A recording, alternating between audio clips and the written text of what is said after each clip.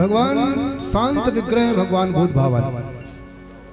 जो शांति है उसको शांति से कोई रहने नहीं देते। समुद्र में कोई पत्थर नहीं डालते होंगे, पर जो शांत जल है उसमें जरूर तरंगे उत्पन्न करेंगे डाल के, जैसे इसमें तरंगे होंगे। जहाँ उछाल है वहां कोई जाता नहीं है।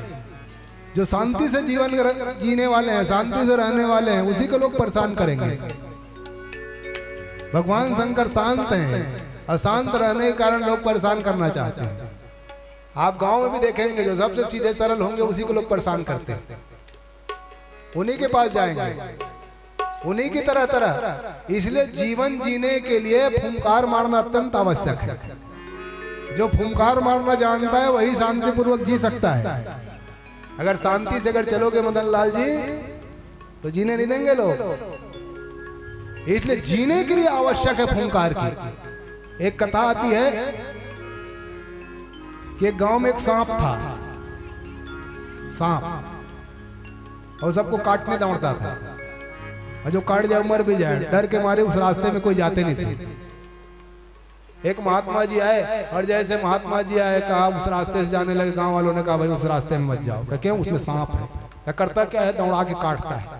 अब महात्मा भी महात्मा तो इनकी उल्टी रीत, आगी जोगी पवन जल, इनकी उल्टी रीत। महात्मा तो अपने मस्ती में रहते, जो मना करो सही करते, जानते हैं गलत तो करेंगे नहीं, हम सही करेंगे। महात्मा जी ने कहा हम तो उसी रास्ते में जाएंगे। त्रिकालदर्शी महात्मा थे, भाषा सबकी जानते थे। महात्मा ने कहा उसी रास्ते में जाएंगे। गांव वालों ने मना किया भाई उसमें जाओ। क्या उसमें सांप है। महात्मा ने कहा हम सब निपट पड़। और जैसे महात्मा ने तो गांव वाले इकट्ठा हो गए, पीछे पीछे देखने गए कि करता क्या है। और जैसे पहुंचे तो सांप दौड़ाया, और जैसे सांप दौड़ाया महात्मा ने देखा सांप आ रहा है। सांप से कहा ए सांप रुक। तो सांप रुक गया। भाषा सबकी जानते थे, महात्मा त्रिकालदर्शी थे, बड़े योग्य महात्मा थे। महात्मा की भाषा सांप समझ गया, सांप रुक गए। क्योंकि पशु पक्षी भी जानते हैं कि किससे हमारी हानि होगी और किससे नहीं होगी। हित अनहित पशु पक्षी जाना, हित और अनहित पशु पक्षी भी समझते हैं और जानते हैं कि साधु हो ये न कारज हानि, साधु से हमारे कार्य की हानि नहीं होगी। वो सांप रुक गया। सांप से कहा क्यों भाई, क्यों दौड़ाते हो सबको? उन्होंने कहा महाराज गांव वाले बड़े बदमाश है, ये करते क्या है, मारते हैं लोग, इसीलिए मैं काटने दौड़ता हूँ। कहा जब तुम काटते हो तो कहने कितने लोग तो मर जाते हैं, इसलिए ऐसा कर शांति पूर्वक जीवन जी, अशांति रूपक जीवन में ही आनंद है, कहाँ चक्कर में पड़े हो। ऐसा समझाया कि सांप मान गया।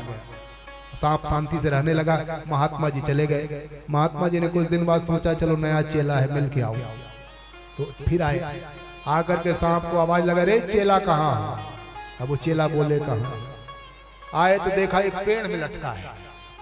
एक पेड़ में लटका था, खून की धारा मुख से बह रही है, मरणासन अवस्था हो गई थी। महात्मा जी ने पूछा यही तो नया चेला है, कह रहे क्या हुआ? सांप ने कहा आपकी कृपा है।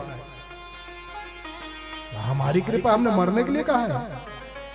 कहा महाराज आपने कहा शांति से रहो तो मैं शांति से रहने लगा, और जैसे शांति से लगने लगा तो गांव वाले आते हैं, बच्चे आते हैं, पत्थर मारते थे। हमने भी कुछ भी नहीं बोला, आपकी बातें मान ली। हमने किसी को दौड़ाया नहीं, तब पास आने लगे। हमने फिर भी कुछ नहीं कहा तो बच्चे आके पूंछ पकड़ के खींचने लगे।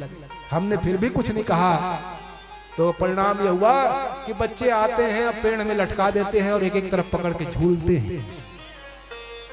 और झूलने का परिणाम यह हुआ कि हम मरणासन अवस्था में चले गए। ये आपकी कृपा है सरकार। अगर आपने नहीं कहा होता तो इतनी किसी की हिम्मत थी? अब हम शांति से रहने लगे तो महात्मा ने डांटा, और महात्मा ने कहा रे मूर्ख, हमने काटने के लिए मना किया है, फुंकारने के लिए मना थोड़ी किया है।